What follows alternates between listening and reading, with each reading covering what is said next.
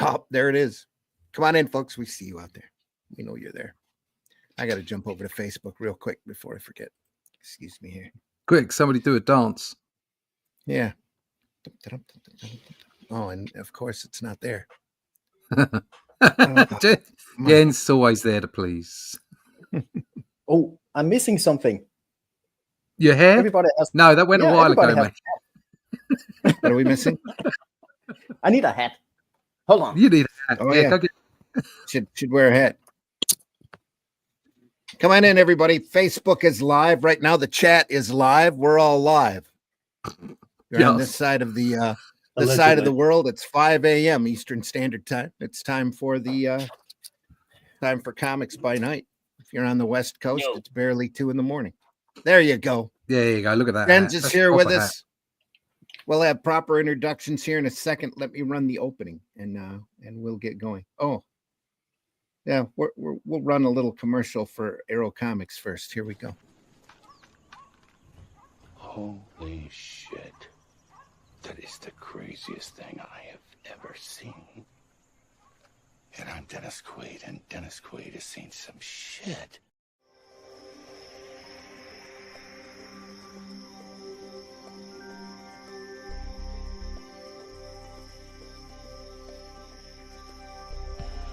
What was that? This is not a charade. We need total concentration. Now, once again, this time, with the...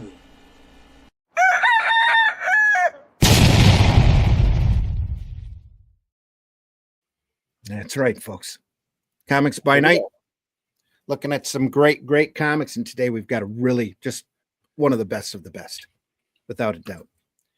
I'm your host, Randy Zimmerman. You can find my material, some of the works I have done is over at arrowcomics.store, where you can find our latest edition is The Shadow Kingdom. It's an adaptation of a Robert E. Howard story, the classic Robert E. Howard story, I should say, that I adapted, that Russ Leach did the artwork on, as well as books like The Fool and Hero Bot Zero are over there as well, that I wrote and drew. And let's see, Calico of Shard as well, fantasy title. There's all sorts of great books over there waiting for you to read and be entertained by. So that's what we're there for, arrowcomics.store, folks. And we're here for Comics by Night. And also joining me this morning is Mr. Glenn Fleming. Glenn, introduce yourself, please. Hi, everybody. My name's Glenn Fleming. I'm a writer, artist, and publisher. I write books. I've got 12 published on Amazon so far, but most relevant to this program is my book about Jack Kirby, which details my 2 visits to see him and his wife at his home in California. If you go to Fund My Comic, you can get a copy of my Hatch annotated book. Hatch is a character I created many years ago, and this details the evolution of the character and has lots of unpublished art in it. And I also publish occasionally Comics Unlimited, which is my 100-page magazine about comics, featuring articles and interviews and all stuff comics. So check it out, all on Amazon. Great. Also joining us this morning, Mr. Russ Leach. Russ, introduce yourself, please. Hi, my name's Russ Leach. I am a comic book artist from the UK. Been around, done some stuff. Most important at the moment, though, is the Atlantean. We're on a final day. The campaign ended. We did really well. Very, very happy with that. We've left it open in demand for the last week, just while we've been organising print files and getting editorial finished. All those final snippety bits, it'll be going off to print at the end of next week. So check it out. The link is now. There it is. The link is there. You can have a quick look at the cover again. I've got that on share if you want to show that, Randy. There you are. No, the cover. Oh, the cover? It's controls. Yeah, well done. There you go. There's the cover of the book. Okay, so it's the first issue. Don't worry. If you're out there, I know times are hard. Things are tough. If you can't get one this time, we will be coming back with issue 2 in the new year. March 1st, we'll be organising the crowdfunding campaign for issue 2, and you will be able to pick up issue 1 then. But if you want it now, you've only got another 5 or 6 hours to pick it up, because we'll be turning the fundraiser off, the campaign off, by the end of today, UK time. So check that out. You can find out more about the Atlantean, more about the work that I'm doing with Randy and Arrow, by going to russleach.com and signing up for the email list. And then we'll be able to keep you up to date with everything that's going on with all things the Atlantean and Cull and Brawl. So check that out, russleach.com, and sign up for the email list. We can't keep that open for the weekend. Maybe I'll keep it open for the weekend then. How's that? But you got to get in there quick, because I don't know when I'm going to turn it off. Yeah, but which weekend? Now. Which weekend? No, this weekend. It's got to stop. It's got to stop, because we've got to have numbers for print. So it will stop very, very soon. Next weekend, I'll be at the Grand Rapids Comic Con. So anyway, having fun. Also joining us this morning, Mr. Jens Richard. Jens, introduce yourself, please. Oh, my green screen is not working well. Okay, hello. I'm Jens Richard, author and writer of Bunny the Rabbit. Can my green screen show this? No, it cannot. Not quite. No. I'll show later. Anyway, Bunny the Rabbit. The Darkborn Rabbit, a rabbit who is supposed and will and want to be the chosen one and the promised one to save the world, but she's just too evil and too evil. She might destroy everything instead. Yeah. And we are just launching a early campaign for Bunny 2. We are in the making of second edition of the journey. And also with me, I can not still show. My green screen is fucked up. Here we go. Can we see? No, we cannot see. Nope. Nope. I got some Cyberpunk on Amazon also. We'll put some link in the chat later. Show that at the end of the show. Is my... Yeah. Yeah, we'll show that at the end of the show. If I will still be here, I don't know. Uh-oh. Anyway, I'm glad to be here, and I'm very, very excited to be educated by the senior people here to show me all the good stuff I have been missing all my life. So please stay tuned, everybody, and let's see what's in I hope you'll like it. Store of the epic legacy in comic.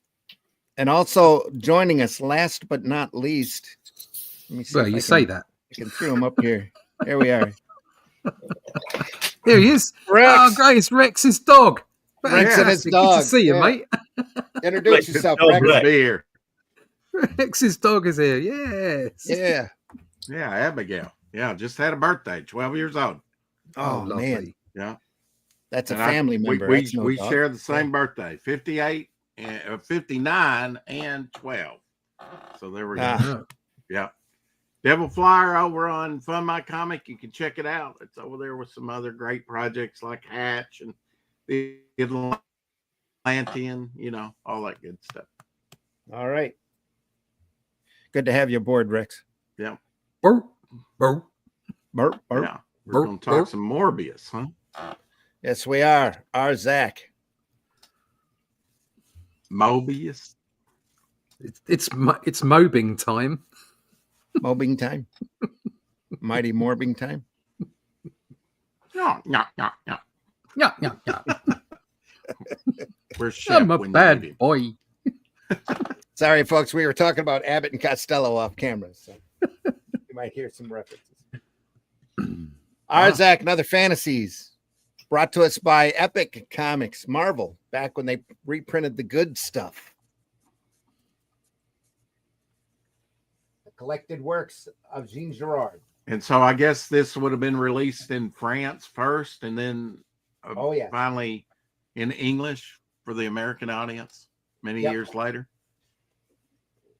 Well, not just that. In the 70s, Metal Hurlant started up over in France, and then they did heavy metal over here.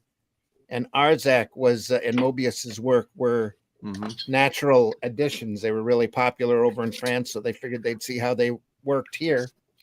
And of course, it took off. MOEBIUS has been recognized as one of the greatest sequential artists of all time. And his Arzach stuff was easily translatable because there aren't any words. It's just fantastic art and story. Okay. We're publication date of 1980. Looks like copyright 81. The more I see of his work, the more versatile I see his, artwork. He's quite a versatile artist. Oh yeah, he loves with playing in subject different matters and different styles. styles. We're gonna have to re-add Jen here. How you doing? Hello. Thanks I'm for back. coming back, Jens. Yeah. Here we I go. want to join the chat, so I have to re-log in. The StreamYard didn't allow me just to log in and stay online. Here's the bunnycomic.com for Jens there. Go over there and take a look when we're done here. Some great Moebius artwork. Bunnycomic.com. There you can see everything I'm doing. Arzach. I'm not allowed to put links in the chat. Oh no. Of course you are. Or you can put them in the private chat and we'll I we'll put a show link them in the off chat. here a little later. Yeah. I put Bunny link in the chat. Here we are. Yeah. Russ put Bunny in there. There you are, Jens. This is kind of like a portfolio in graphic novel form, huh? Oh yeah. Yep. Some incredibly I great, guess a description of the piece. Description of the piece there on the left.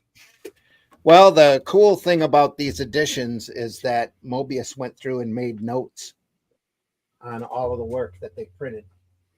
And this one says, those of you who don't know Arzach, the silent pterodactyl riding warrior, possibly Moebius's most famous character, are in for a treat. This is by Moebius's friend and main I would say contributor, Jean Lossifer. I think that's how it's pronounced. It says a character Arzach was created by Moebius in 1974. 4 wonderful scriptless stories, which caused a small revolution in the French comics industry. Indeed, one could very well compare the impact of Arzach in France to that time to that of Dark Knight in this country last year when this was written. The dreamlike quality of the Arzach stories has assured them an unending fame and a special place in the history of comics. Yet they remain as fresh and disturbing today as they were 13 years ago. Truly, like all classics, they are timeless and will doubtless live on forever. For readers already well acquainted with Arzach, we have decided to make this new compilation of the stories something special, something unique. In addition to telling the story behind its characters, Moebius has also created a completely new tale not yet even seen in France. The story, entitled The Legend of Arzach, provides some insights into the universe of Arzach and coincidentally links up with another famous Moebius story in this book, The Detour. The concepts of it or in it were developed by yours truly, jointly with Moebius, for the purpose of setting a feature or television series based upon this wonderful character. Hopefully, the fates permitting, the coming years will see even more of the Petero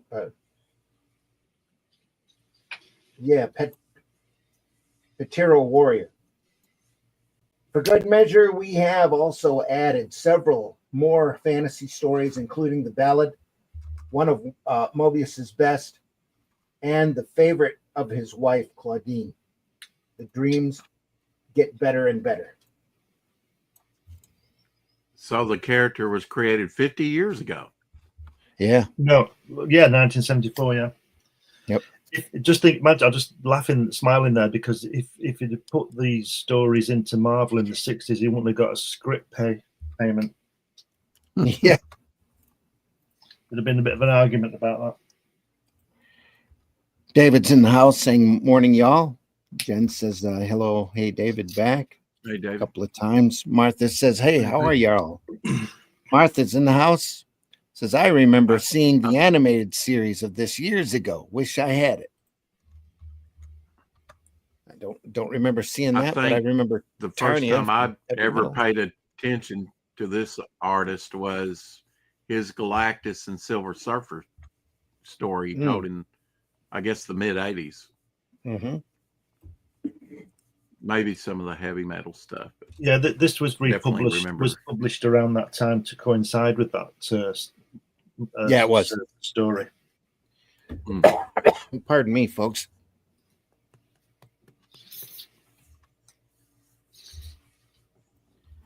Marvel, under the Epic Comic banner, reprinted his entire library up to that point, including his Lieutenant Blueberry material, which is a Western that has a completely different look and feel than his fantasy work.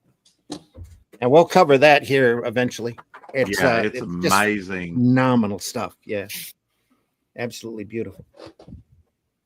It's amazing how versatile. The more I see of his stuff, just how different, and it may be different periods of his career, but just how different, versatile his artwork is, and the different things that he sort of experimented and did, Well, the cool thing with Metal, unique. Yeah, the cool thing with Metal Hurlant, when it started over in France, is that it kind of brought comics up a level as far as respectability goes, especially over there. And here in the States, when they started Heavy Metal, the first issue, I think, came out in 1977, if I'm not mistaken, right around the time of Star Wars, the first Star Wars movie. And it literally shook a lot of kids up when they got a hold of the book. It was very I want to say artistic. The variety of artists that they had working on there was incredible, and it's very iconic stuff. Everybody that was in those early heavy metals have gone on to have huge comic careers. So, well, it felt more adult than just your regular comic work, right? Yeah, but it was very it had an underground feel to it, but it was very mainstream in that you could pick it up off the newsstand. It also was a big influence on 2000 AD as well, and Pat Mills and those people, for the same reason that it was adult orientated work.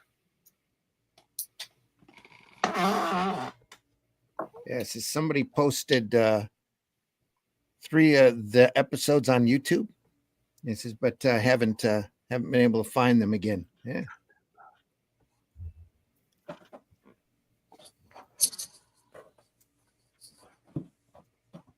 Nice. Oh yeah, here we go. Now, is this Now the we're female talking. character that's seen in the animated No. Heavy Metal? I don't think so. Or is this no? No. Okay. No, they used a lot of Moebius influence when they did that segment. In that, like, she rode the big white pterodactyl bird, and I don't think they showed Arzach in it.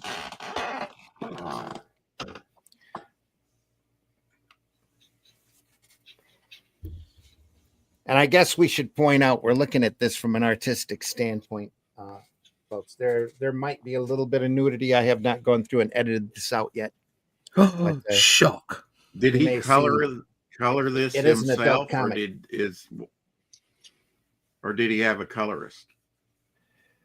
I am not positive on that. Okay, let me see what the front credits. Well, didn't his wife color the last one? I think she did, yeah. No, it's not. Contributing editors, letterers. I'm going to really show my ignorance here. Is he dead, or is he still alive? No, he passed a while ago, unfortunately. Okay. I can tell you when here. Just give me a second. He died Look in up 2012. I Wikipedia. think he was like 73 or something. Yeah, Hmm. too early. Wow. That's for sure. So he had made quite a mark on the industry. How old was Jack when he Yeah, went? you know. Good question. He was Glenn? 70. 76. So, I wonder if this is only this is only two fantastic genius artists. I think Buscema was 86 or something, wasn't No, he? he was 74. Buscema. Really. So, Yeah. my concern is there's a correlation with three artists that are of genius level material, and they all Yeah. died in their 70s. Yeah. They all had incredible outputs as well. Way too young. Specifically, Jack Kirby and John Buscema. Yeah. So, what do you swap out? Would I take You can. a legacy for going in 20 years' time? Well, I'm not saying I'm near as good as these guys, but I'm 70 in January. So, Well, that's what I'm saying. It's like I'm obviously nowhere near these guys either. But if I wish to push myself even further, say I got even sort of like a percentage of their level, would I be prepared to swap another 10 years of my life for that? Because you've got to look at the correlation. I know it's only three of them. I know it's only three. It's a very small sample, but they worked really hard at a desk for a long time. Yes. And you have to wonder if that in any way affected their longevity. well, that's what Gene Colan said about his health. I think Gene Colan was 84, so he didn't do so bad. But he said he wished for his family's point of view, he wished he wasn't doing 18-hour days for 40 years. He wished he'd seen his kids and seen his wife and his grandchildren grow up. Yeah. So he regretted that. But so he left a legacy, but he paid for it personally. Yeah. Yes. Yeah, Not unusual. You can imagine if they were given 10 more years, what output they could have done in 10 years more time. Oh yeah. Well, maybe even slowing up with age, Yeah. What, Jack didn't hit his strides until he was what, early 60s? Late 50s? It was when Fantastic Four #1 came out, it was 44. 44, wasn't he? Yeah. Mid 40s. So so mid 40s when Galactus arrived and all that. Mm-hmm. But when he came back to Marvel with Captain America, he must have been in his 50s. Yeah, it'd have been 58. Right, okay. So, I don't feel so bad then. Mm-hmm. I've still got a chance to make genius level. I can't play for England. And I'm past getting the World Cup for karate. So maybe this is my last chance of greatness. Yeah, go for it. Do it. Martha says he's not in the heavy metal movies. No, Arzach isn't, but a lot of Moebius is there, especially in the Tarnia episode with the white pterodactyl, and you'll see a lot of little bits here and there that wouldn't have been in the movie if Moebius hadn't done them here. So this is a different approach to the book we saw last week. Look at the details on the bones, and the shading underneath the wings of the pterodactyl, and then on the first panel, all the work in that rock. Yeah, this is a completely and the backs of those figures as well. On the second panel, just a completely different approach. This is stellar. Amazing, isn't it? Jarro in the house. Jarro, yeah. Well, I would consider it for glory, Russ. LOL. Yeah, I would consider it maybe an elongated chance. I hope I've got a window of opportunity. I wouldn't say it's like today or never, but yeah. And you only go around once, so you better get to it. Yeah. So This I is need all- to this is I all need fine to line work. hook me up safely, on simply. England before if I ever need to cooperate with you, Ross. Yeah, get in there soon. It's while stocks last. I better start. Time's a ticket. Okay, Nick None Tuck. of us- I none will of us make a know. random script and we will make it epic Yeah. or something. There we are. Yeah, you do know, usually when you have your marvelous work, you are pushing, you're working hard for, and then you do some side thingy beside, and it just takes off. And your hard work is nothing, and everybody wants your side stuff. Well, that's what our fingers are crossed, well and truly, myself and Randy. So Yeah. But we want I have everyone found to in, get the Atlantean. So I have found in my convention and appearance experience that it's always the stuff that you don't like that the folks love the most and have you sign. yeah, Always. great.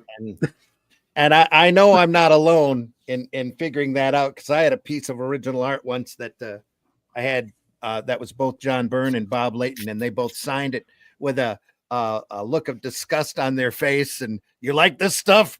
Oh, okay. And then they signed it. So it's what it is. It is what it is. And this is as good as it gets here. Yeah, look at this. This is Wow. fabulous. Yeah. It looks And like this a is- bone cathedral. Yeah. This is all line work, folks, and some fantastic Yeah. coloring around it. I've never been particularly attracted to Moebius's work. Just his imagination level alone. Yeah. I think it's amazing. However, this it- book is opening my eyes more so than last week. Last week I looked at it, it was like, yeah, it's good, I like the flat colors, and it was stylish, and it told story really well, but the style wasn't engaging me in the way that this is. This is off the charts. This is fantastic. You can see Dave Gibbons was looking at this, can't you? Yeah, you can see Dave Gibbons was looking at it. Art Adams would have been looking at it. A lot of people. Yeah. Barry Windsor Smith would have been looking Oh, yeah. at it. You can see it. Yeah. This work here. It's great. Always admire his line work. What we do here on a Friday, I think it's criminal that it hasn't got a larger audience, because people need to see this stuff. This is not from a Oh, yeah. perspective of our channels or anything. I don't care about that. It's just important that people see what's gone on before, and the art, the artistry, and the ability and the genius that we see on this show. Week in, week out. This is just stellar stuff. It's fantastic, and it's definitely inspired me. I mean, I've grown from, my work has grown simply by being involved with this show and seeing so much more artwork. Yeah. It's definitely had a direct input onto what I put down on the paper. Well, all of this stuff is definitely worth, looking at and studying. And just, that's how you grow as an artist. Just looking at what everybody else has done. And I'm going to try that. That looks good. Let's see how this works. Yeah. It's lovely. Blah, Yeah, blah. blah. Look at my tongue. He takes the monster and takes care of it, and comes back to the gorgeous woman, and she turns out not to be quite as gorgeous as he thought. So he books. He's like, His face. It's like, Well, you don't know. She might be a very, very good looking into her species. exactly. Not appealing to Arzach, though. So He changes his name, doesn't he? well, it's just do what you can. He just looks at that and went, Sure, I've called him been around. Arzach, but I want an arch there. That's Still really sounds- difficult to put 5 letters in. So I'm going to put another H on the front because that's easier to draw. Well, it throws the H in the back here eventually. So it starts with an A and ends with an H. Do we know Yeah, the CH. where was this colored with inks or what medium? Do we know? I am assuming, judging by the color look of it, that it's Dr. Martin Dyes. Yeah, I would agree. I would concur. It looks like inks, doesn't it? Because it's so vibrant. Yeah, almost like a watercolor, but a lot stiffer. These are probably drawn on illustration board. Wouldn't you say, Glenn? That would be my guess. I would agree. Yeah, but I'm Big not sure sturdy that board. I'm not sure that he actually colours them. He does colour some, but I'm not sure whether he's coloured this. That seemed to. I can't remember the guy's name, but I've got. I think it was that Jean Lossifer there helped him with the colors on some of it. Moebius garnered worldwide Are you detecting acclaim any texture? in the colors. Are you detecting any texture on on the page that I'm not seeing? You said illustration board or something like that. Might have some tooth or canvas. I'm assuming it's not canvas, but it's got to be some sort of nice flat board, and it's got to be pretty thick if they're painting it on there. So and back during the 70s, illustration board was the choice for illustration. That's why it was called illustration board, right? That's a good clue. Yeah, clues in the name. So, according to Wikipedia, its most famous body of work as GIR, G-I-R, concerns the Blueberry series, created with writer Jean-Michel Chalier, featuring one of the first anti-heroes in Western comics, and which is particularly valued in continental Europe. As Moebius, he achieved worldwide renown, in this case in the English-speaking nations in Japan as well, where his work as GIR, G-I-R, had not done well, by creating a wide range of science fiction and fantasy comics in a highly imaginative, surreal, almost abstract style. These works include Arzach and the Airtight Garage of Jerry Cornelius. He also collaborated with avant-garde filmmaker and Alejandro Jodorowsky for a unproduced adaptation of Dune and the comic book series The Inkle. Moebius also contributed storyboards and concept designs to numerous science fiction fantasy films such as Alien, Tron, Fifth Element, and The Abyss. Blueberry was adapted to the screen in 2004 by French director Jean Kounen.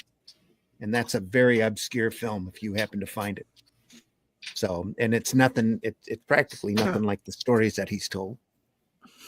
Born in, Nugent-sur-Marne in the suburbs of Paris, the 8th of May, 1938. As the only child of Raymond Girard, an insurance agent, and Pauline Vinchon, who had worked in the agency.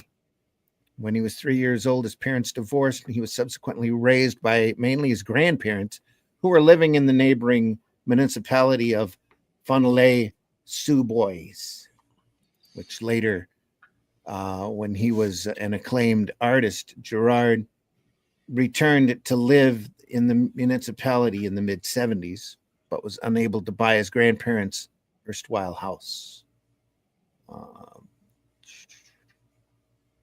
So he came out of occupied Paris. Yeah. And then he had his mind blown while he was in the Mexican desert.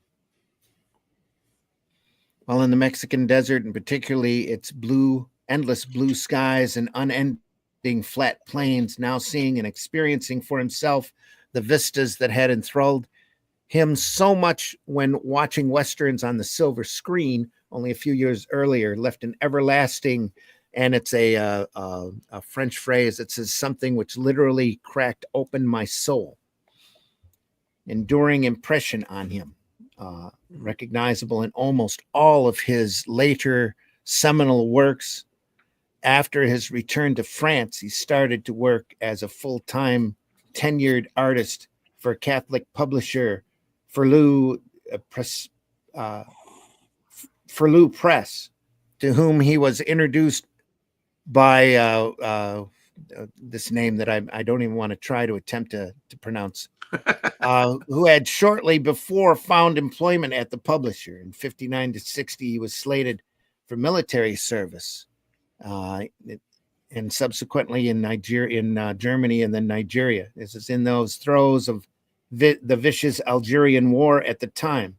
Fortunately for him, however, he somehow managed to escape frontline duty, as he, being the only serviceman available at the time with a graphics background, served out his military obligations, being set to work as illustrator on the magazine 55 Forces Françaises.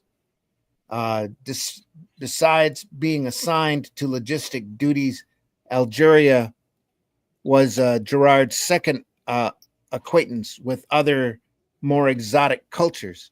And like he did in Mexico, he soaked in the experience, which made another indelible impression on the young man born as a suburban city boy, leaving his traces in his later comics, especially those created as MOEBIUS. And if you want to go over to the Wikipedia page, they have a long list of his career and the different publications he worked in. There's a great illustration here. Let me share the screen. Also at that page,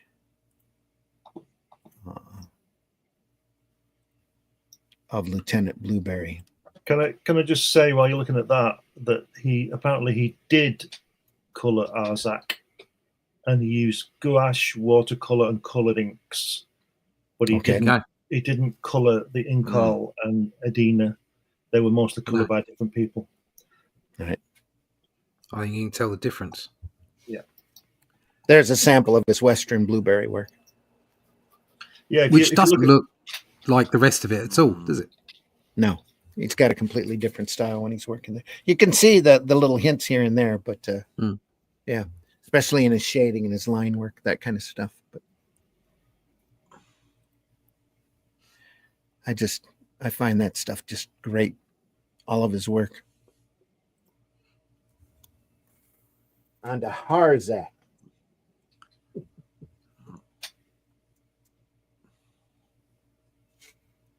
With the logo, it really had a poster feel to it. Oh yeah, very much in the feel of the day. Mm-hmm. He's really enjoying the design of this as well, isn't he? The layout,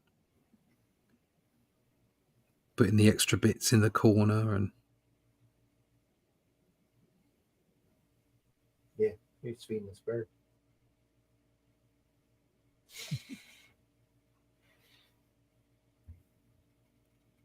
Do you think that guy has got a really tall head and he's filling that hat right the way up to the top? I don't know. No, it's a cone head. Design. I want him to take it off and see if he's got a cone head. Funny if he did, yeah. Almost looks like tile work, doesn't it? Like the gutters become the grout. Yeah, yeah. Mm-hmm. Yeah, because those curved lines, those curved corners. Mm-hmm. So he didn't bother with a ruler. David Alicia's in the house. I agree. Y'all show some gems of art history and knowledge on this show. Yep. Tell your friends. Thank you, great inks, colors are fantastic. Yep, they absolutely are. They are, yeah. That face reminds me of Richard Corbin. Corbin was a big contributor to heavy metal. Did quite a bit of stuff there, Den especially. The Inkle, HR says, yep. Art Adams, Barry Windsor Smith, Travis Charest. Yeah, definitely. Yeah. Charest for sure. Alien Fifth Elements, all MOEBIUS. Yeah, Travis is like a cross between this and Jim Lee, isn't he? Certainly in his earlier work. Martha says, my granddad worked on the railroad, hard physical labor, and died right before he would have gotten a pension. sedentary lifestyle's not good, but physical labor wears you out faster. Yeah. Yeah. I was in no way comparing what we do to a proper job. Physical work, properly getting out there, doing a job. That's hard. That's hard work. That's real work. 80s anime heavily influenced by Moebius. Yeah. Yep. Jodorowsky is the master enigma, or so he would like you to think. Yep. Mr. Max, there's nothing like that Dune documentary though. You see, Jodorowsky tried to sell Hollywood on letting him do a Dune movie, and all of the influence it ended up having behind the scenes. Yeah. So I really appreciate his art now. Yeah, I have that on Blu-ray. It's quite fascinating. It is. Mr. Max says we'll have to watch this later. Sadly, on the day job for now. Mr. Max, take care. We Proper love you. job, Mr. Max. Yep. Thanks for coming in. We know a lot of our viewers come after the fact. Proposing. Go ahead. He was proposing to have Salvador Dali in that. Yeah. Yep. I think the difference with Moebius's work is like Barry Windsor Smith. I think this is just my opinion. I think that Moebius and Barry Windsor Smith, to name two, I've said this before, are not comic book artists. These people are fine artists, illustrators, and these are just comics that they're doing here. Because Barry Windsor Smith does some epic paintings.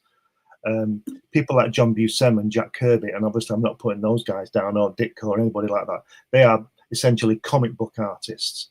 But I don't think Moebius and Windsor Smith, to name two, and Richard Coburn, I don't think they are comic book artists.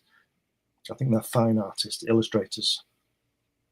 Well, like we were looking at Bill Everett on Sunday, a lot of them had to make money any way that they could. So they did all sorts of different commercial and artistic work. So, wherever they're they're sold. Kirby's done some phenomenal paintings that were just incredible to look at. Yeah. Carl Barks is the same way. He made his living after he somewhat retired from working for Disney by doing duck paintings the rest of his life, very much to the dismay of Disney. Tried to get him to stop a couple times. So he was just making too much money. Anyway. Yeah, we can have that. Good for him. Concept artist on Alien Tron, Master of the Universe. Yeah, the Matt with 4 T's on YouTube does some amazing comic documentaries. Did one on Carl Barks that was just incredible. Travis, image guy under Jim Lee for sure. Yep. I think the board he's probably using here is probably a hot press line art board. I use some as well, and you can get great effects with the color on it. You can't get another medium, but I use cartridge paper as well. You can get, and it's a different thing. You'd have to try it. You should all try it. You get a different effect, and it depends what you're looking for. And I think you're right, Randy. He's using artboard for this, probably hot pressed, because it gives a different texture. Fairly flat with not much texture. Go ahead. You'd have to see it. You'd have to put your fingers on it and feel it, and it's not dead flat, because that would be the ink would slide too much if it was flat, like CS10 board.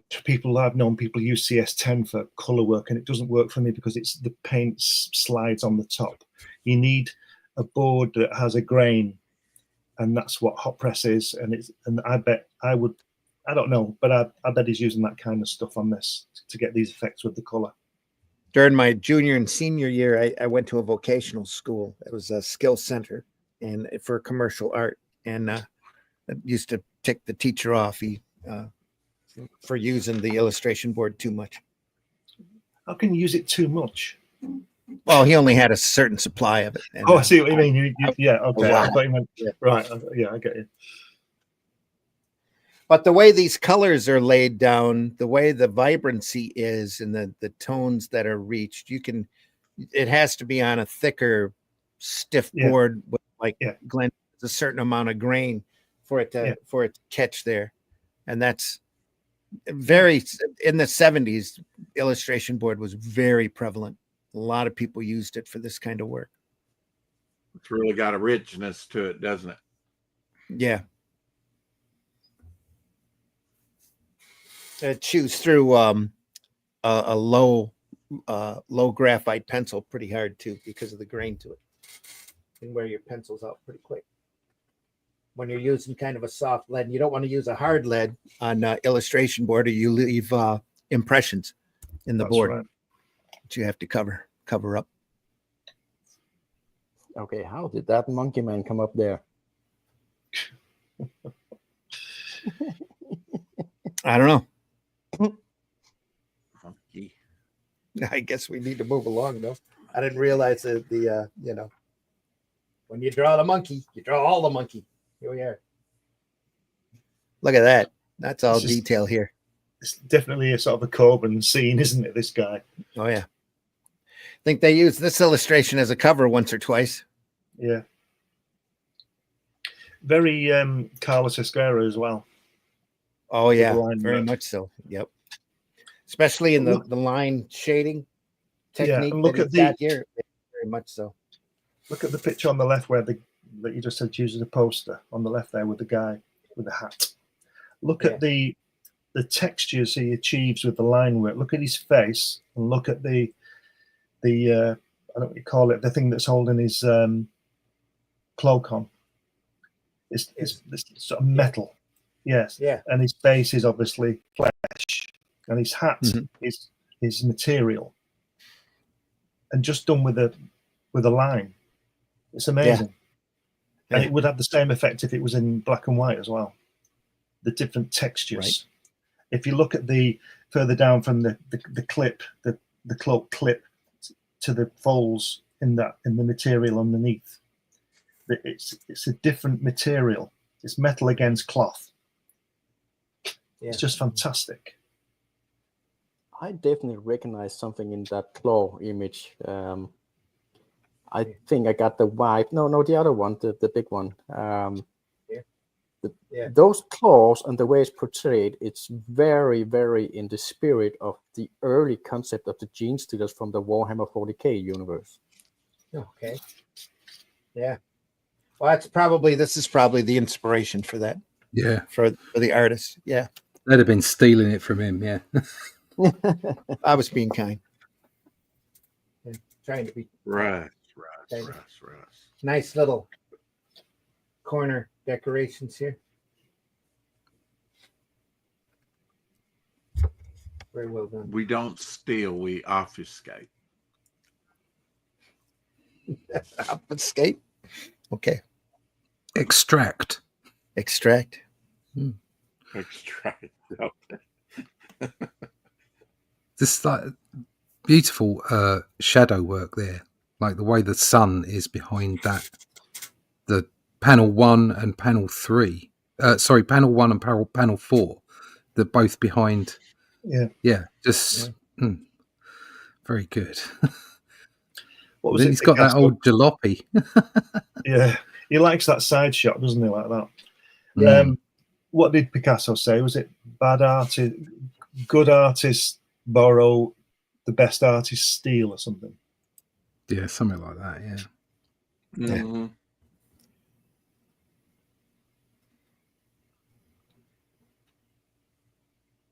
He also said art is a lie that tells the truth.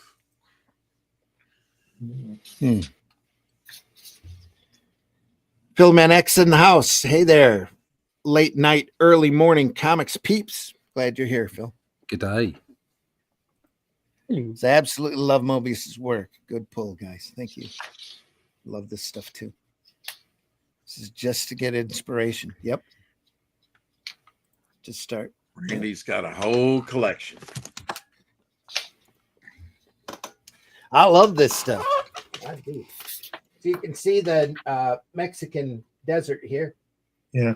Influence. Plateaus, only their buildings. Like the painted desert. I love pages like that show you vignette small passage of time. Mm-hmm. like the rider getting closer, the dust cloud Right. getting more defined, whatever. Yeah, that line work here. It does.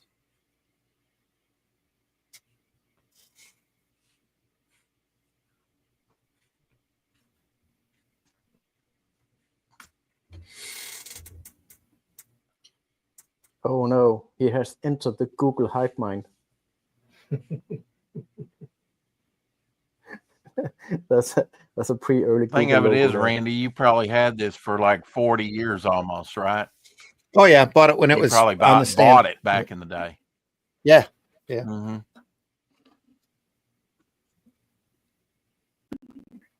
Some of that's, I had a little library every time I moved. It was always fun. Look at the weight is achieved on that, on the scarf at the back of his head on the first page in the middle, in the center panel. Look at the weight of that material. Yeah. Mm-hmm. I see a lot of Hatch influence here. No, Yeah. a lot of Yeah. influence to Hatch on this.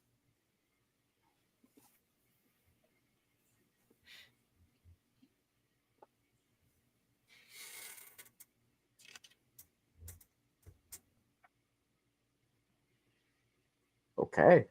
Environment, space.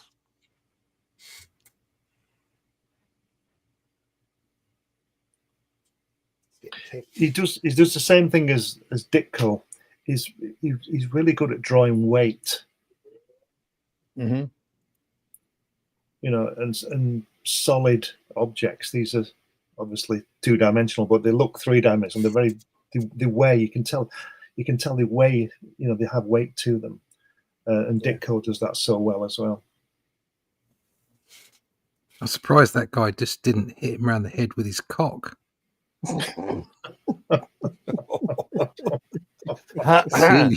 Yeah. Anyway, Whack. On a serious note, wonderful movement there. The way he's jumped up in the air and drop kicked him. That's really good. How dare you? that's great. Yeah. That's great in that top panel where he's sliding along, and he's on the bottom of the panel as well. Yeah. It's really clever. See all of this fantastic line work sitting here. Yeah. Just beautiful stuff. Just enough little dots and dashes here to show texture on the back wall, and here in the just to show a little age where the ceiling hits the side wall there. A little bit of dirt. Yep, just beautifully done. Very minimalistic, isn't it? Yep.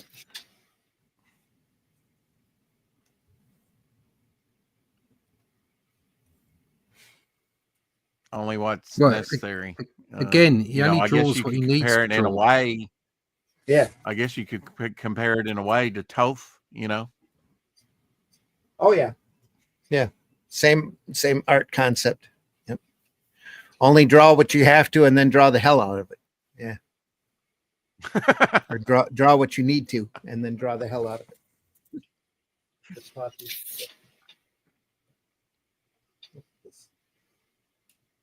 Wow. Just amazing from page to page, just the color and then what it conveys, or the lack of color. Mm-hmm. He gets into the inner workings there, everything goes red, and then he uses blue to switch scenes to show you that they're outside. He's looking at the monitor here. Is that thing dead? Yeah, Or is yeah. it just knackered? Just knackered. It's just really tired. It's like, oh, I've had enough. Yeah. Oh. He's just taking in some rays. He's chilling. Look at that. The use of color, just Yeah. solid. Yeah, the way Maybe he's he opening got the drop kick too. yeah. Here as well. Just look at that. Or maybe the bird is giving birth and the father is walking in circles. And he's pacing around in a circle waiting for Anytime now, Mr. Arzach. when's that egg coming?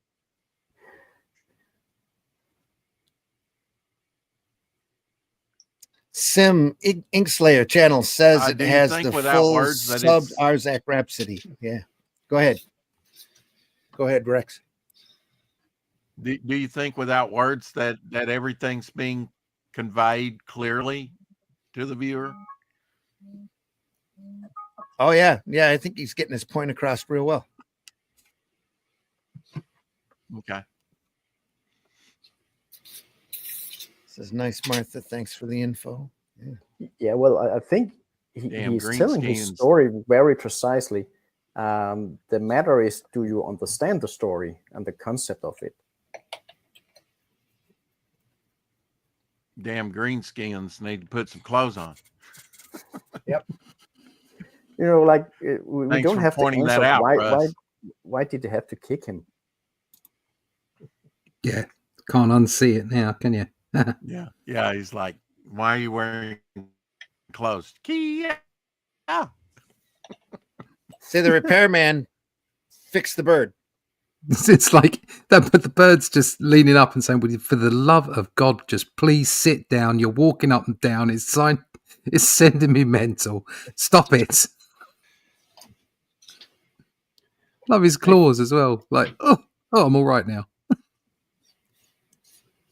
He had to have a couple of small adjustments. So he's all how better how did that guy in the red room make the bird better? Yep.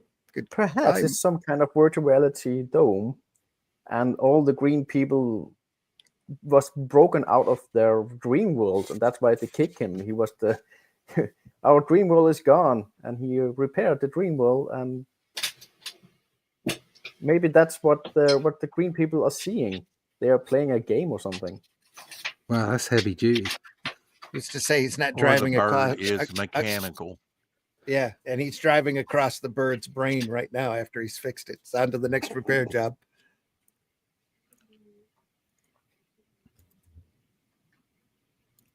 Well, I mean, he's combining a lot of things that are known, like the car, the 30s car, 20s, whatever age that is, right? With things that are fantastic.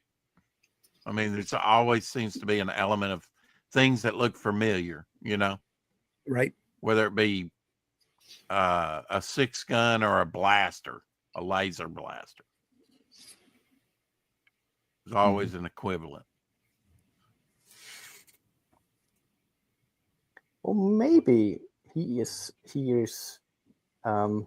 living inside the creature. Exactly. So yeah, you have all the bacteria, the positive, negative bacteria fighting for your body, and this could be a portrayal of that. He has to fight his way into repair the mind state of the beast. Mm-hmm. But why the desert? The beast is a desert within.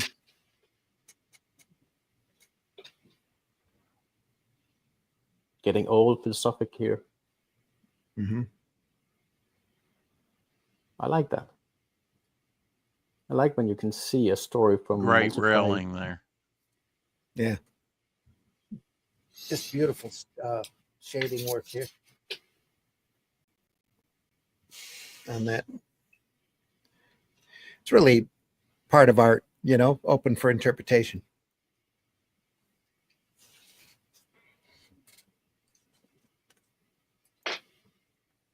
Well, that's what I liked about Jack Kirby's Ant-Man stories. You always had a sense of scale, and I think you see a sense of scale in this.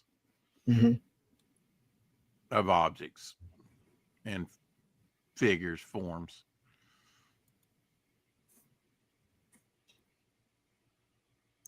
Since we just passed the top of the hour, folks, we're here looking at the great MOEBIUS, one of the greatest recognized sequential artists in the world, and the Arzach collection, MOEBIUS 2 from Epic Comics. Beautiful artwork.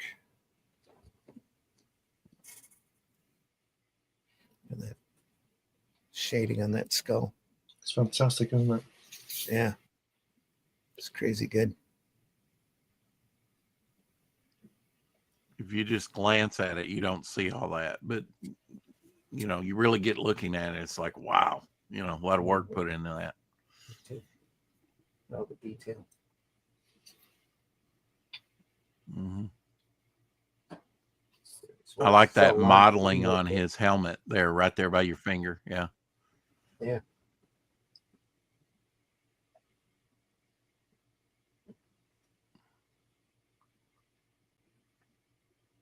Oh, Oh, here we go. Okay. Oh, yeah. So I believe that was also a cover for Heavy Metal at one point. Yeah, it was. Yeah, one of the issues. Yeah. I think that's probably his most famous illustration, apart from the one on the cover of the book. Yeah. Look at the detail and the space. Just amazing.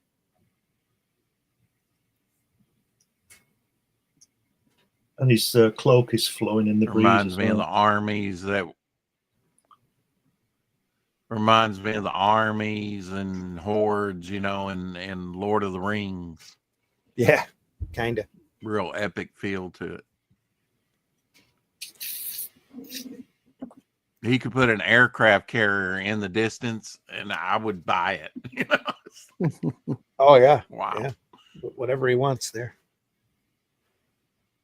Isn't that great, though? I wonder where that is now. That's like Find Waldo. Where's Waldo? Yeah. That should be in a museum somewhere. Or I'd hate to think it's just on somebody's wall or stuck in a drawer somewhere. Yeah. Should be on display for everybody to see. It's beautiful stuff.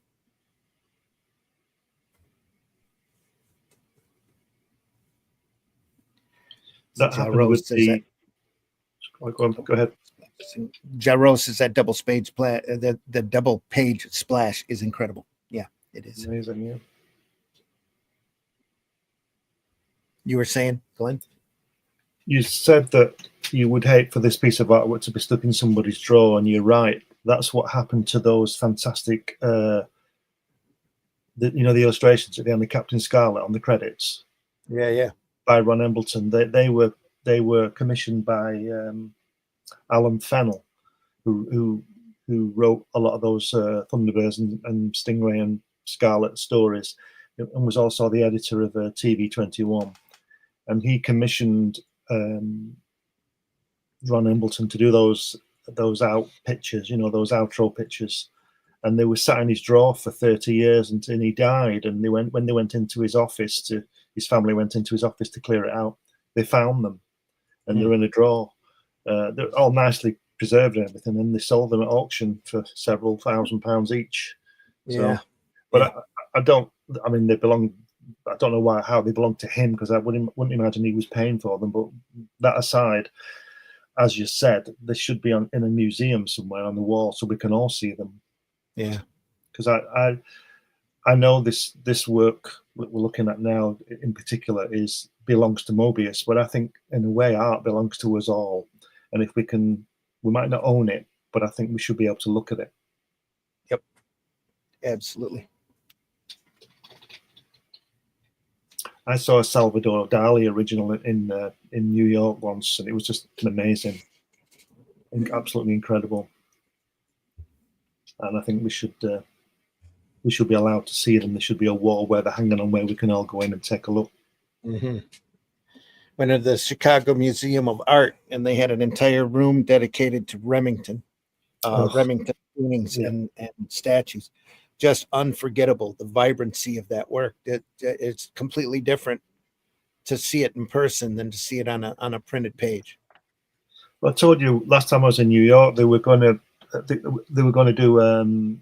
They'd got all the pieces of Van Gogh's work from collectors, and there was going to be a massive exhibition at the Guggenheim. But and I was there for that, but the FBI got wind that there was going to be a heist for $17 trillion worth of artwork of Van Gogh, so they didn't go ahead with it. They cancelled it.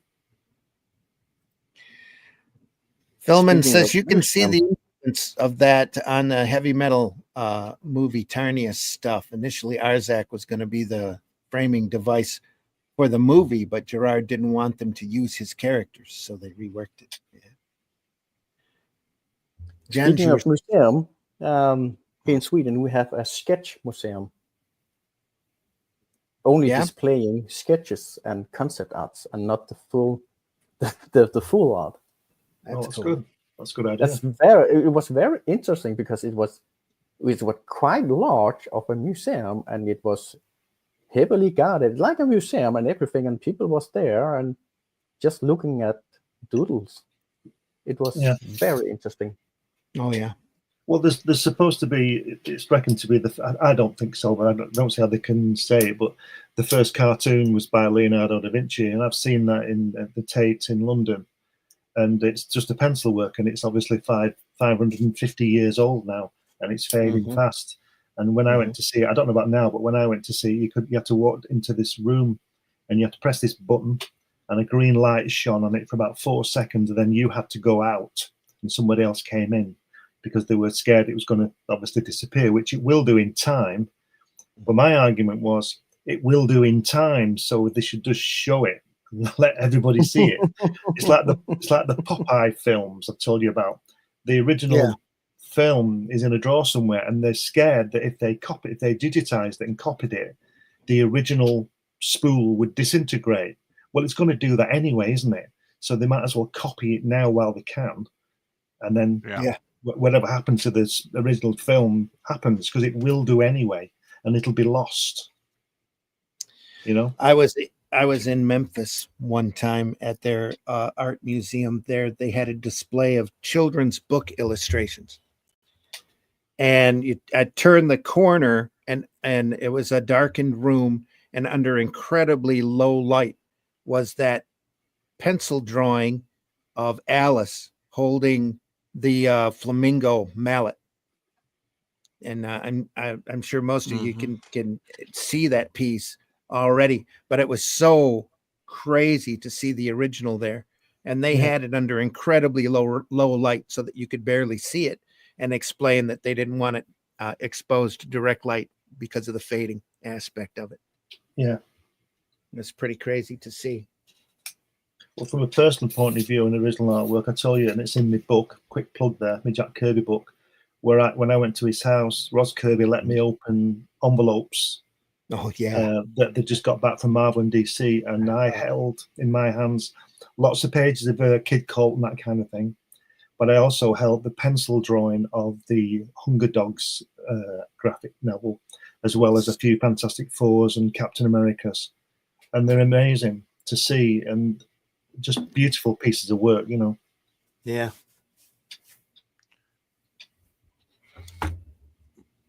One, you've seen the Kirby Chronicles,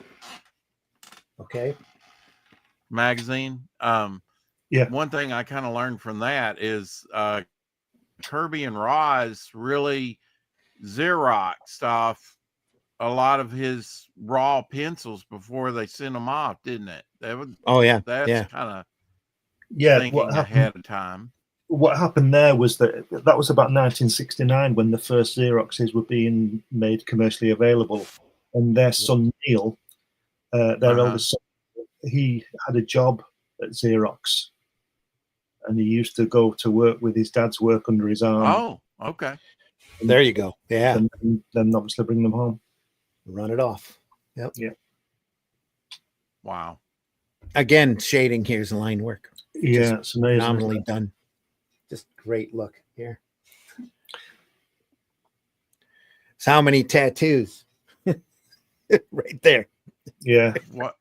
What a treasure, though, to have those Xerox copies of all those great Fantastic Four pages and other works before they were inked. Yeah. Just the raw pencils Xerox like that. What documentation of his process and way of working, that was preserved just by doing that. Yeah. Amazing. I think he's got a bit of a kink there. He's got his boots and his hat on. Yeah. Doesn't want you to see the top of his head. No, but he's quite happy for you to see the rest of it. Yeah. Because that wall behind him, isn't it wonderful? Those Yes. The How cracks. 3-dimensional Yeah. is that? Yeah. Yeah. Here, yeah.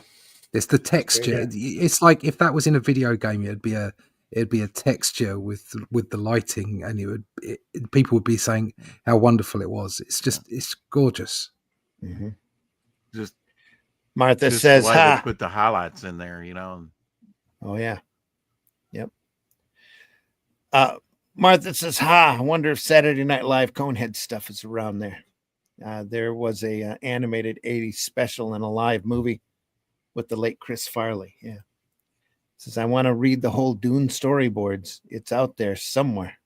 Yeah. Oh yeah, that could be very interesting. I think on that documentary it said those Dune storyboards. I think there's only 4 copies, isn't there? Of the book? Yeah. Is it? I thought Am I he wrong on made. that? I'm not sure if it was only 4. I'd have to go back and watch the documentary again. Somebody who's watched it more recently than I have would be able to say. But I know those books are incredibly rare, and at least one of them got tore up,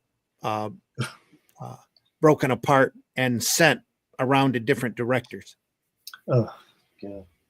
That's how they ended up with their talent pool through the 80s. That's why they show all of this influence at the end of the documentary, the stuff that these people that Jodorowsky discovered, quote unquote, that he literally pulled their attention to these Hollywood bigwigs that went out and tracked them down and used them in movies for decades afterwards. You know, Moebius and Sid Mead and all of these just big designers. Geiger, all of that he ended up using.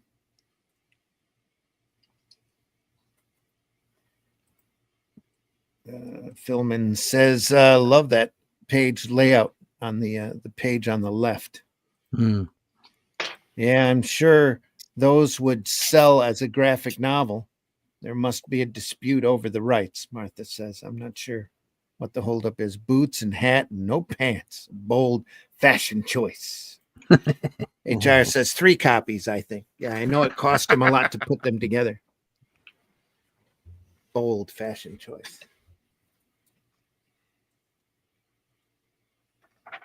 What is the French? Yep. Cosmic Cube. The end. Arzach. No, there's a word balloon.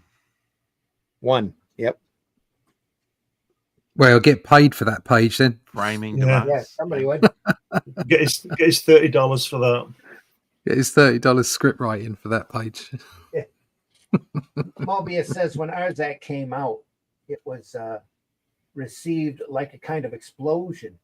Really was a small revolution in the world of comics. The public thought it was fantastic. First, the approach that I had taken, which was to tell a story without words, came as a kind of shock. Then it was not a story that fit within the usual classifications of comic book stories at the time. I say comic book stories because it obviously was a lot more ordinary when compared to the kind of stories they did in literary works of fantasy. There was also the fact that I had put a lot more work into each panel. In fact, the kind of work that was usually more associated with a painting or a full-blown illustration, that too pressed people deeply.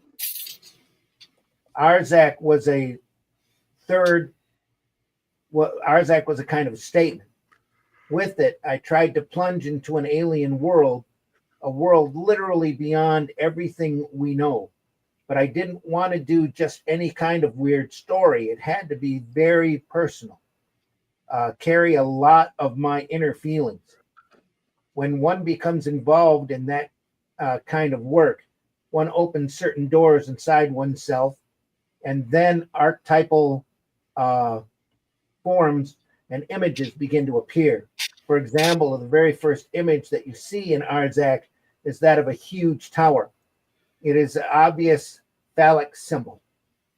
And one finds the same symbolism in Arzach's hat and many more images spread throughout the stories. Of course, I was thinking that. yeah, it was not done as a deliberate attempt on my part. I didn't sit down at my desk and tell myself to draw phallic shapes. No, it was far more subtle, a little like a Rorschach ink block test.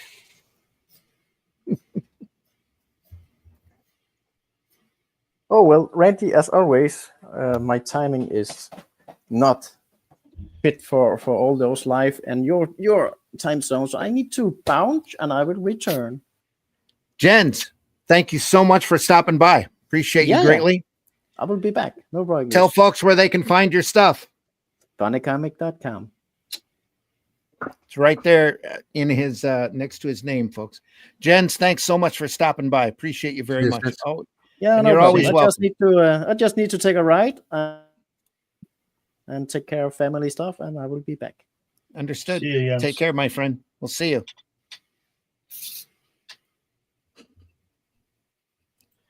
And moving on. There's a little bit more there I could read, or we could look at the detour here in black and white. That was that's shading there. Well, yeah, let's check that out first. Detour. Yeah.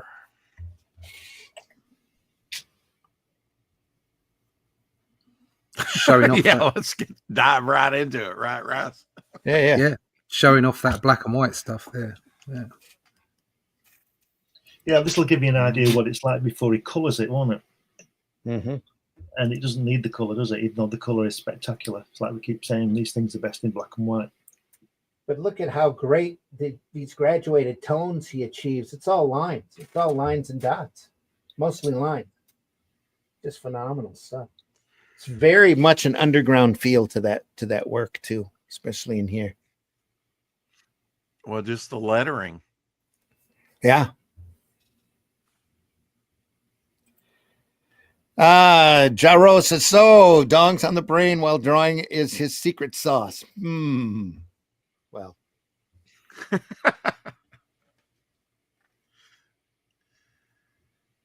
There he is. Self-portrait. That's him, yeah. Got that. Wow. Cool.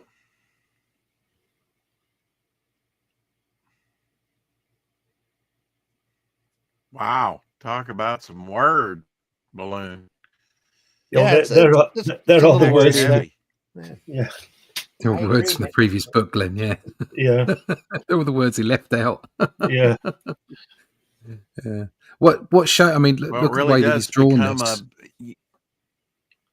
Look at the way that he's drawn this, and then you look at what he drew. What we looked at last week, where there was quite cartoony faces and what have you, and it shows the breadth of his abilities. Yeah. Yep. Hell of a range. He's just a fantastic artist, isn't he? Look at that. Yeah. Look at his hair. Yeah. The hair. Yeah, it's just amazing.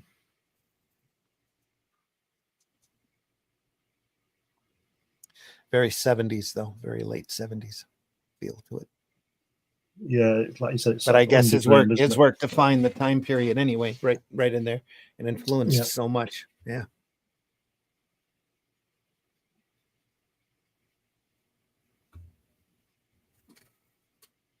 And to think when he went to Mexico, he didn't want to go.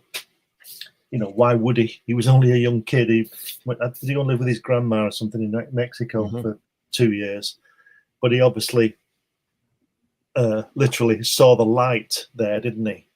Yeah. You know, the influence on his lighting abilities. It's just but don't forget, though, he had to see it. Lots of people live in Mexico and they can't all draw like or color like that. So he had to see it. Oh, yeah. Yep.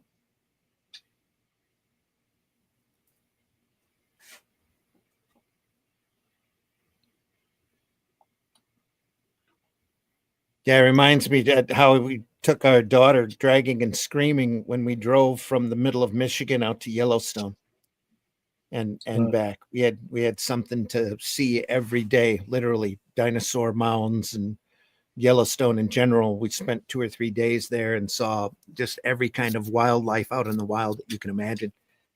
And then on the way back, we hit Deadwood and Mount Rushmore, the Crazy Horse statue, but she didn't want to go until we went, you know.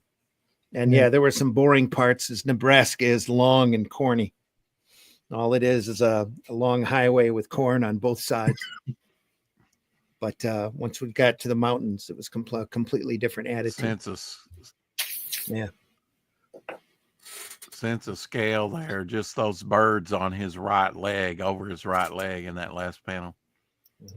Just show how huge he is, a figure. Dr. Manhattan walking on the sun. Yeah, because it could have just been a tight shot, you know, a tighter shot of him with the car off in the distance, but he put those birds up there for scale. Yeah. If that's a self-portrait of him, is that his wife and child? Or probably. Do we know? No, I would venture to guess that it is, yeah.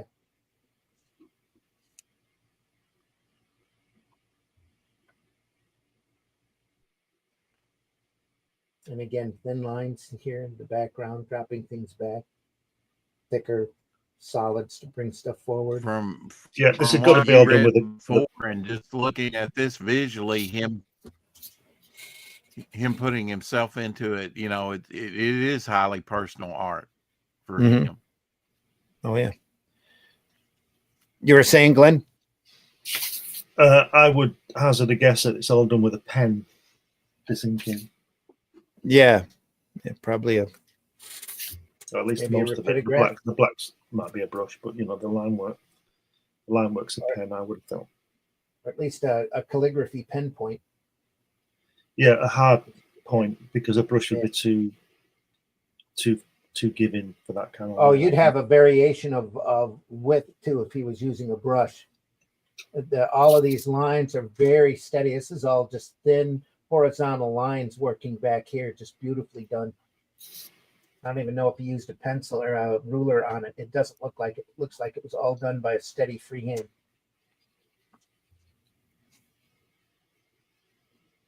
It's gorgeous. There's a block of text. A couple of blocks of text. And all hand-lettered as well. It really, Yep, all hand-lettered. When you use that much text, it really becomes a visual element all in its own, doesn't it? Mm-hmm. I mean, those are whole panels of word balloons. Look at the choice and the difference of style when he went to draw his wife. Is he using stippling anywhere? I can't really get that close to see it. It's all small lines. Close up of his brow. Yeah, it's all small lines. Yeah, it's not like a stipple effect like you would see with Gordon or Virgil Finley or Basil Wolverton. Basil used to use line shading like this too, in places. But yeah, it's all really fine, very small line work. Very little ... to it. The girl at the top with the drawing is really open. That's a real advertising kind of illustration, isn't it? Yeah. It also looks like I can't remember the name of is it Redondo? I think, I'm not sure. He drew a lot of the Pat Mills girl magazines, girl comics. And a lot of romance comics here in the state was done like that. With an open, solid line like that. So yeah, it's got a tender, more tender feel to it, a completely different atmosphere than the panels around it.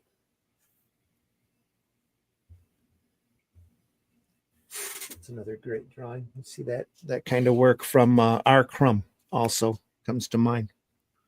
Come out of about this period or slightly before. Used a lot of these shading techniques and still does to this day. Still does some really beautiful artwork. Almost photorealistic anymore.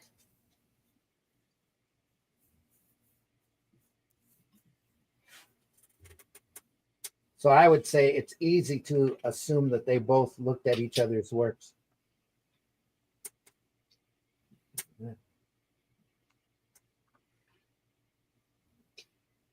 Just the juxtapositioning of the different imagery.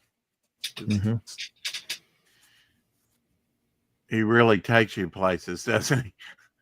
Oh yeah, yeah.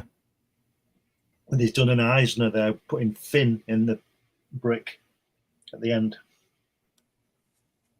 Mm-hmm. Mm-hmm.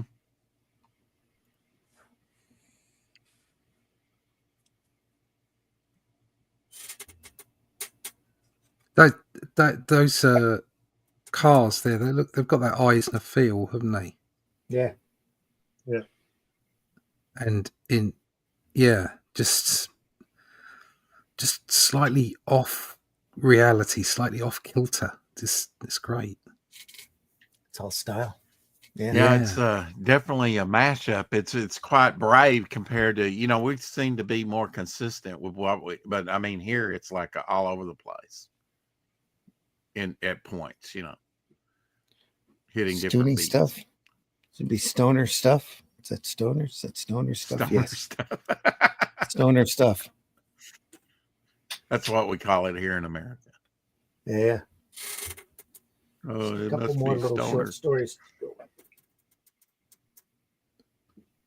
Story notes by MOEBIUS. The different things. Valid. We still have a few more stories to go.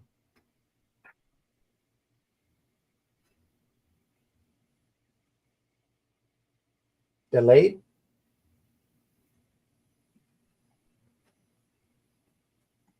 I wonder how much P. Craig Russell has been influenced by MOEBIUS. Oh, a lot.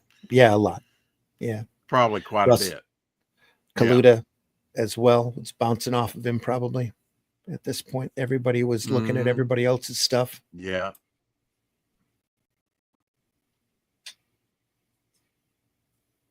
Well, that's what artists do, right? I mean, Van Gogh, and when he was in Paris, was looking at Japanese wood cuttings, which influenced his artwork for a time. And Toulouse-Lautrec, things like that. Yeah.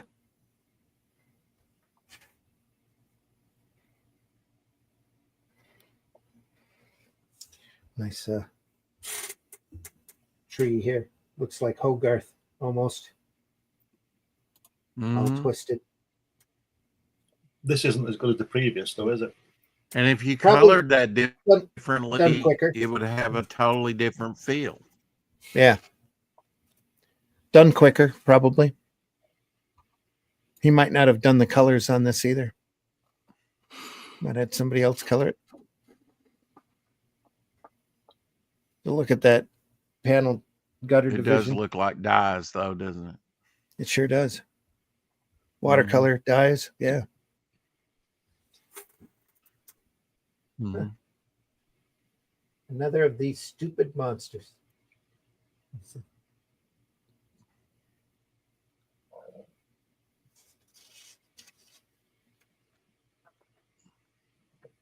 There's a great sense of depth, doesn't he?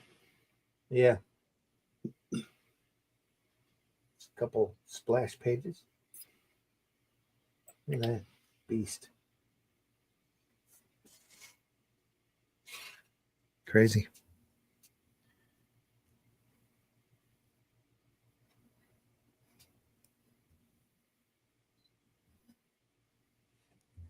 No words. We're moving on. Here we are. Yeah, we're just looking at it. Such diversity in his work. Yeah. The foliage back here. It's great.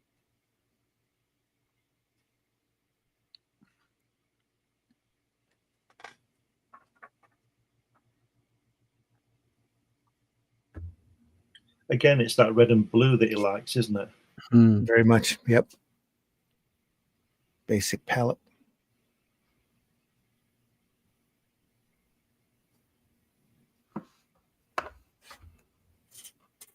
All painted back here.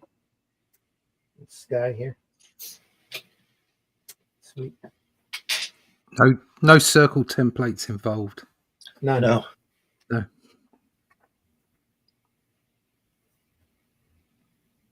Oh. Bad ending. Oh. Damn.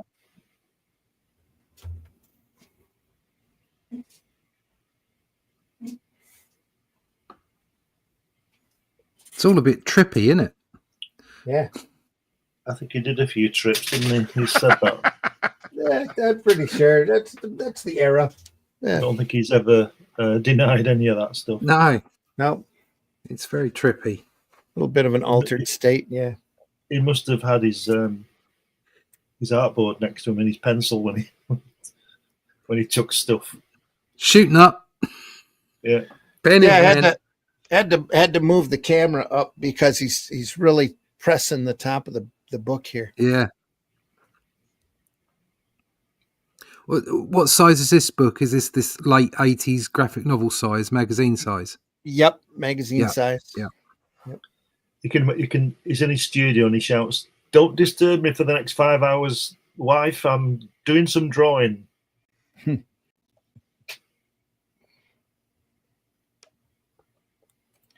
Joe Rose says it's more open style and had such a huge influence on animation. Oh yeah. Yep. Moebius is good, but I don't rank him to the top dogs. Oh, sorry to hear that, HR. You must have seen some good artwork then. It really is, yeah. He's recognized as one of the best of the best. I think this, it's very much a European style, though. Well, everybody could be wrong.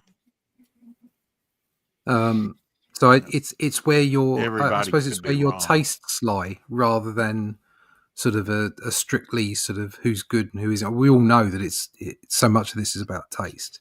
Oh yeah, yep. So, Subjective. Art subjective. I mean, objectively, I can say that I think, but of course it isn't. It's always going to be subjective. But I would say objectively, the first part we looked at today and the black and white stuff are standout for me, especially compared to last week's. Mm-hmm. And it's better than, for me, it's better than this as well, because this is more open and but then that it is all subjective. It's what you want to, it's what you want out of a comic book, isn't it? It's what you're looking for. That's why we buy different books. Yep. That's why we don't all buy the same stuff. Exactly right.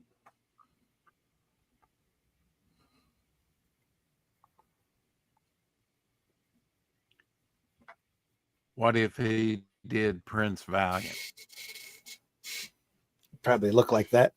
Yeah, I would imagine if he did Prince Valiant, he would apply himself in a different way, in much the same way that the first Arzach we were looking at today was different to this and was different to the previous week. Yeah, he would just apply himself in a different way. I actually think he could probably do it quite well. Yeah. Yep. It wouldn't look like Foster's work, but it would look like more Moebius than. Yeah, but I still think he could. It would be keep beautiful the work. essence. Yeah. Oh, yeah. I still think he could keep the essence of the time that it was set in, and the characters and that kind of stuff. Yeah.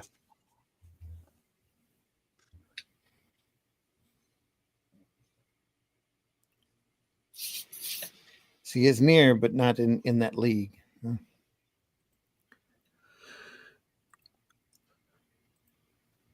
Again, I would be interested to see what his top 5 were. Top 5 or 10 artists then would be. Well, we all bandy that term around, genius. But you can look to a top 10 of what you would consider to be genius material. Mm-hmm. Can't you? You can just spam them off the top of your head. Yeah. And they all have very different. I've been racking my brain for not tropish, overused, but very strong imagery. And it seems like he may be more in the fantasy realm here of what we're seeing here, but he does have strong imagery. Very strong. Oh, yeah. He's I mean that's another thing that picks great artists out, is you can pick them out. Mm-hmm. You can say, oh, that's Buscema, or that's Moebius, or that's Adams, or whatever it is. You can pick those people out. And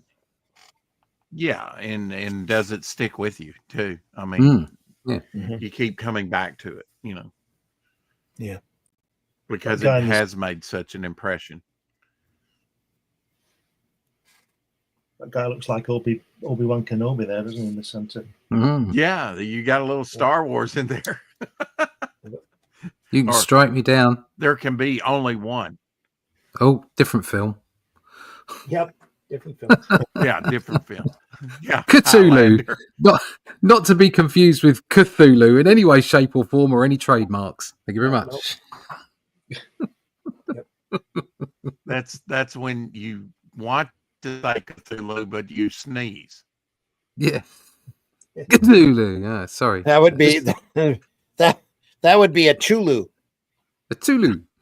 This guy Cthulhu. on the left, he's a Okay, Thal. all right. He's a Good Thal thing on Skara with the petrified forest. Oh, yeah. Yeah. It's really walking Yeah, through an yeah. alien landscape because I don't know of any forest that looks just like that. You know, They're more like hair follicles than trees. Yeah. it does. Yeah, they are, Yeah, yeah. I was going to say that. Cthulhu, the non-union Mexican equivalent. Is that what it is? Okay.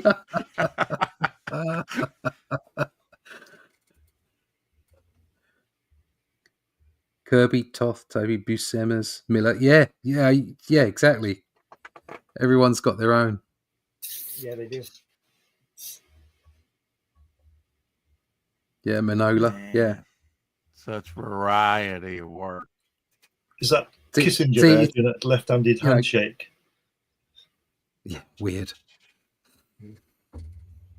Yeah, probably his little finger out as well. Yeah. See, look at this. This is. He's gone for that Again. texture in this as well, hasn't he? Yeah. It's fantastic, isn't it? Look how he's texturizing this. Yeah, yeah. Mm-hmm.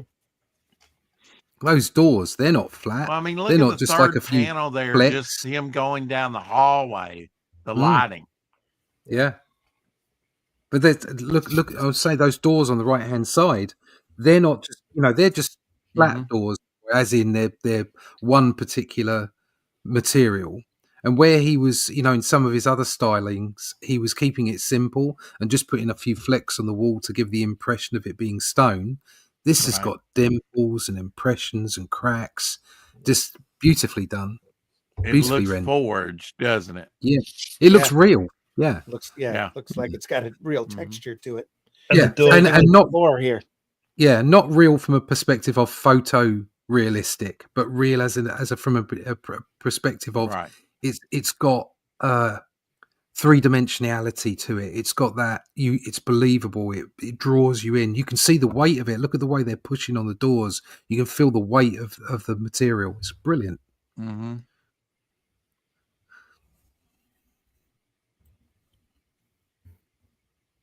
And just the rocks on the edge, up against the walls. Just Yeah.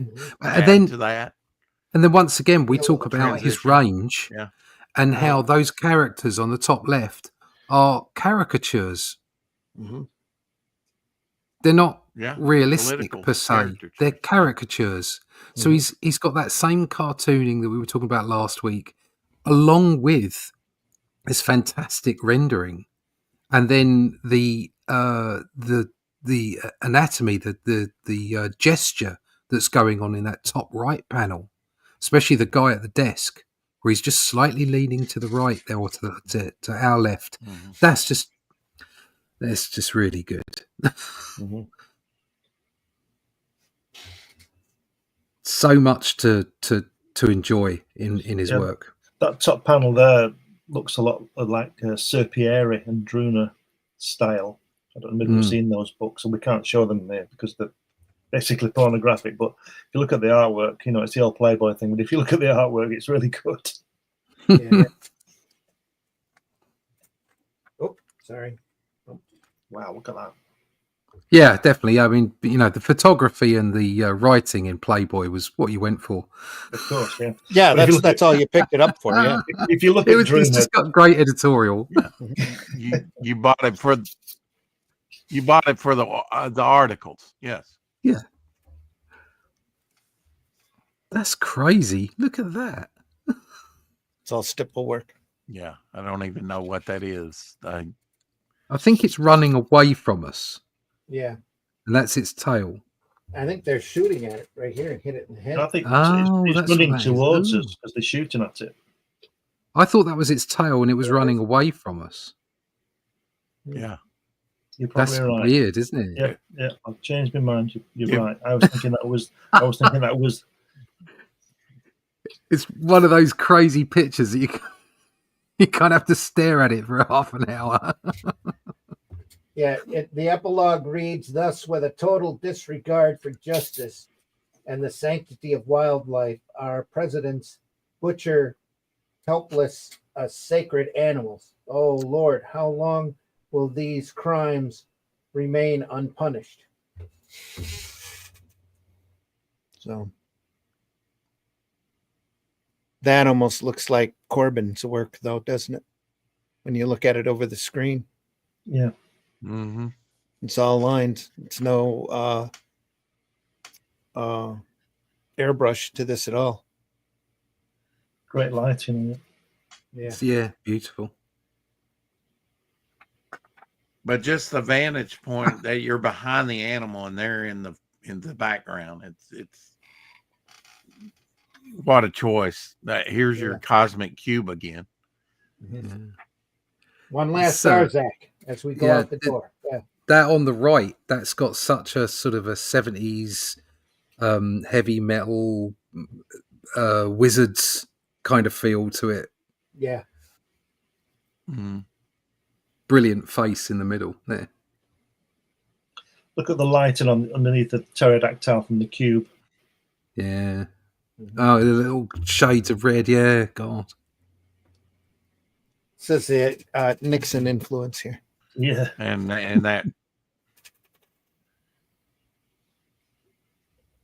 that cape, like you say, the ripped up cape behind him. Yeah, it's got real movement to it. Philman says, haha, show Druna on the stream. And the stream would cut out instantly. Yeah. Facebook. Oh would my have God. a Illustrations of naked people. freak out. Exactly. Oh. We'll never Not be so much the same naked- again. Yeah, I look in at the- a page there on the right, Yeah. and I see a lot of P. Craig Russell, Oh yeah. Yeah. or like you said, Kaluta. Look at that lettering too. Very much so. Yeah, Pete Craig Russell could have done that.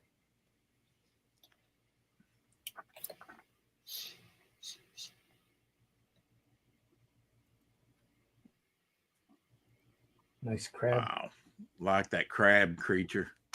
Yeah, love it. Crabby, crabby, crabby, crabby, crabby. There's our guy again here with his Yeah. wife and kid. Driving, tying it all together, apparently.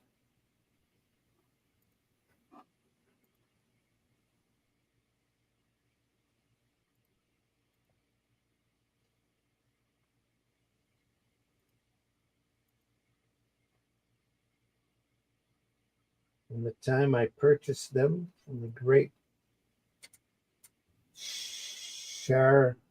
Charadines, creators of life, the two great birds have been totally devoted.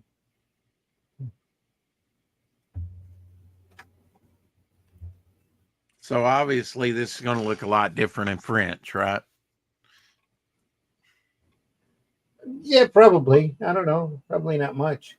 Just Why is it going to look different in French? translation. Probably Yeah, they more do. text heavy. I don't know. Laid sense to it. We gathered a great army and laid sense to it.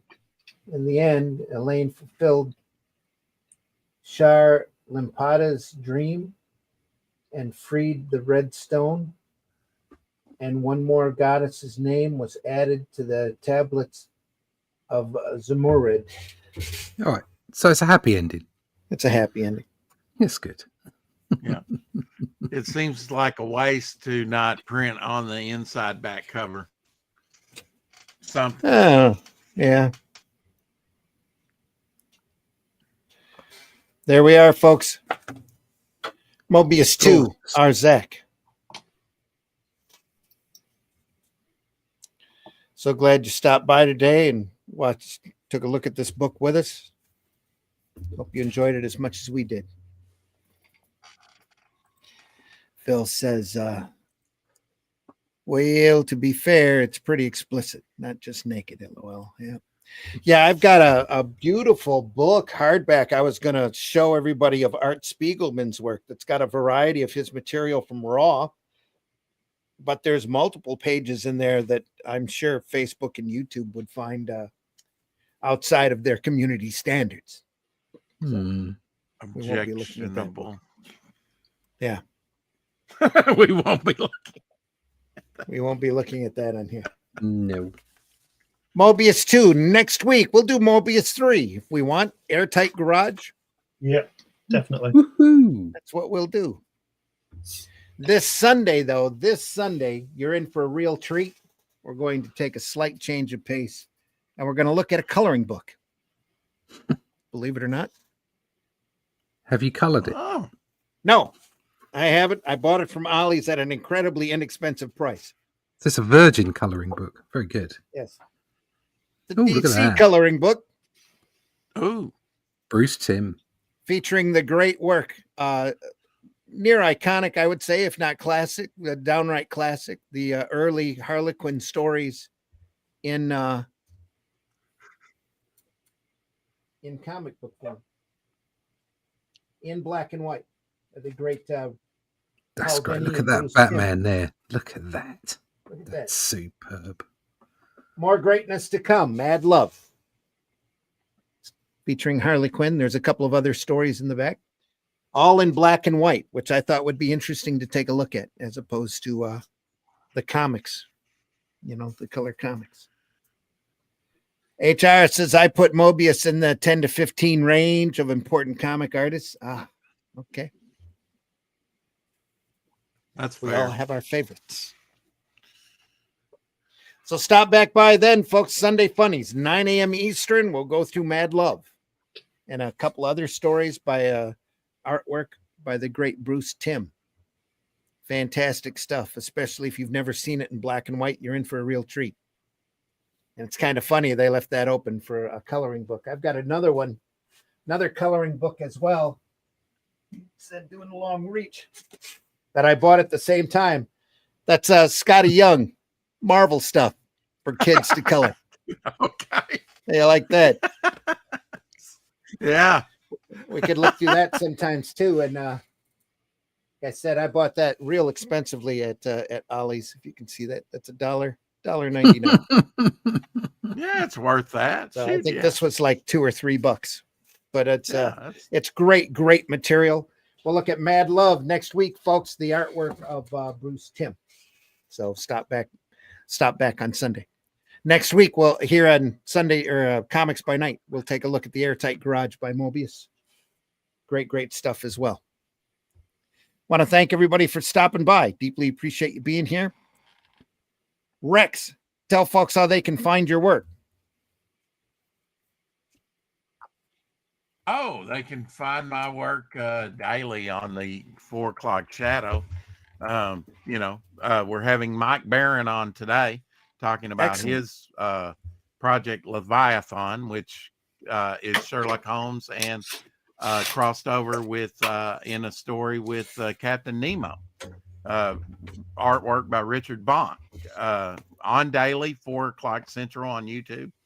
It's the 4 o'clock shadow. And you can check out Devil Flyer Ashcan on Indiegogo, black and white Ashcan, and it's still up. Still have a few copies left. And Devil Flyer over on Fund My Comic, the prequel, magazine size. There you go. Yeah. Find me on X and Facebook and wherever. Great Devil Flyers are sold. Russ, are you there? Yeah. Yeah. Tell folks how they can find you. You can find me at russleach.com. Sign up for the email list there. We're on our last day today. It certainly won't be available anymore on Monday. We're going to print very, very soon for the issue 1 of the Atlantean.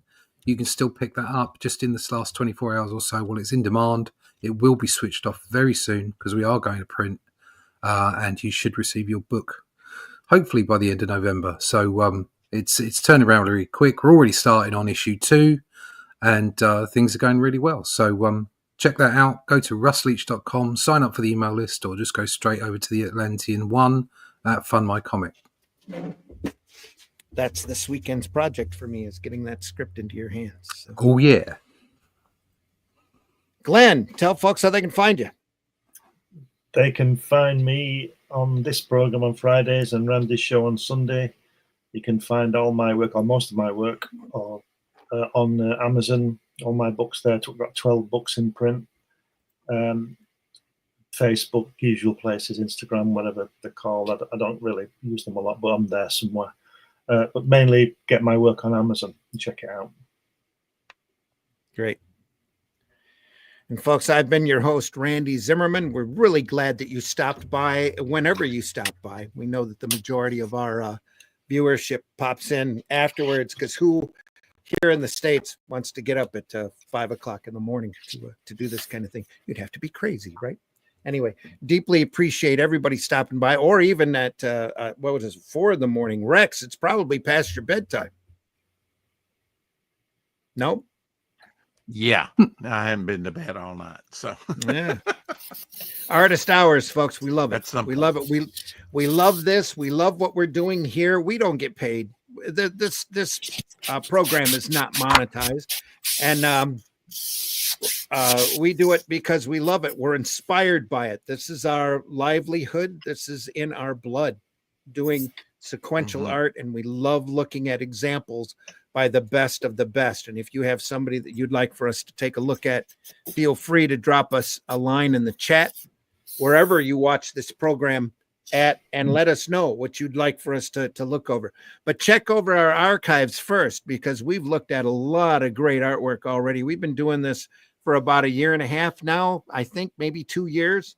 And we've got a big library available, archived over at the Comic Book Black Belt YouTube channel, the Randy Zim with 2 M's YouTube channel, and the Indie Comics Network YouTube channel has all of our material over there. Make sure when you do stop over there, you subscribe. Please subscribe to our channels. Please make a note of, leave us a comment, if you could, about the stuff that we do. Any kind of interaction on these pages just goes to help our algorithm, and it helps to go out and be seen by others. So in the end, folks, we want to be positive about this comics in this industry. It's so easy to be negative, especially some of the corporate comics anymore in the mainstream, if you want to call it, in these antisocial platforms. Let's try to be more positive about comics. If you love comics, show your appreciation however you can. Figure it out.